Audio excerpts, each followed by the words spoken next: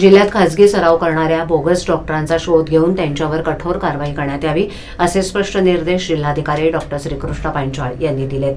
नागरिकांच्या आरोग्याशी थेट खेळ करणाऱ्या बोगस डॉक्टरांमुळे गंभीर धोके निर्माण होत असून अशा व्यक्तींना कोणत्याही परिस्थितीत पाठीशी घातलं जाणार नाही.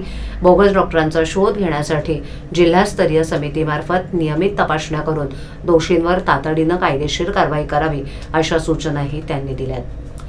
जिल्हा आरोग्य विभागाच्या विविध योजनांचा आणि कामकाजाचा आढावा घेण्यासाठी जिल्हाधिकारी कार्यालयात आयोजित आढावा बैठकीत ते बोलत होते. जिल्हाधिकारी तथा आरोग्य समित्यांचे अध्यक्ष डॉक्टर श्रीकृष्ण पांचाळ यांच्या अध्यक्षतेखाली पार पडलेल्या या बैठकीत जिल्ह्यातील आरोग्य यंत्रणेच्या कार्यप्रणालीचा सविस्तर आढावा घेण्यात आला.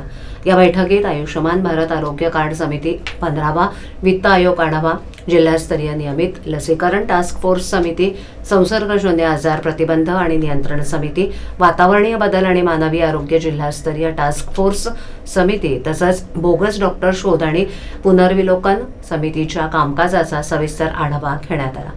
आयुष्यमान भारत आरोग्य कार्डबाबत अधिक प्रभावी जनजागृती करणं गरजेचं असून रुग्णालयात उपचारासाठी येणाऱ्या रुग्णांसोबत त्यांच्यासोबत असलेल्या नातेवाईकांनाही आयुष्यमान कार्ड काढण्याबाबत माहिती देण्यात यावी असे निर्देश जिल्हाधिकाऱ्यांनी दिले. त्यामुळे अधिकाधिक पात्र नागरिकांना शासनाच्या आरोग्य योजनांचा लाभ मिळू शकेल असं त्यांनी नमूद केलं. यात समवेत जिल्ह्यातील लसीकरण मोहिमा वेळेत आणि प्रभावीपणे राबवाव्यात तसंच वन्य प्राण्यांमुळे होणाऱ्या आजारांबाबत वन्यप्राणी विभागानं आवश्यक ती खबरदारी घ्यावी अशा सूचनाही यावेळी देण्यात आल्या.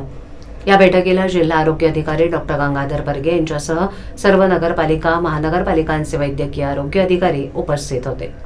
वातावरणीय बदलांचा मानवी आरोग्यावर होणारा परिणाम लक्षात घेता प्रदूषण, ग्लोबल वॉर्मिंग आणि हवामान बदलांमुळे होणाऱ्या श्वसन आणि त्वचा रोगांसंबंधीची माहिती प्रदूषण नियंत्रण मंडळानं नियमितपणे आरोग्य विभागाला उपलब्ध करून द्यावी असंही बैठकीत ठरवण्यात आलं.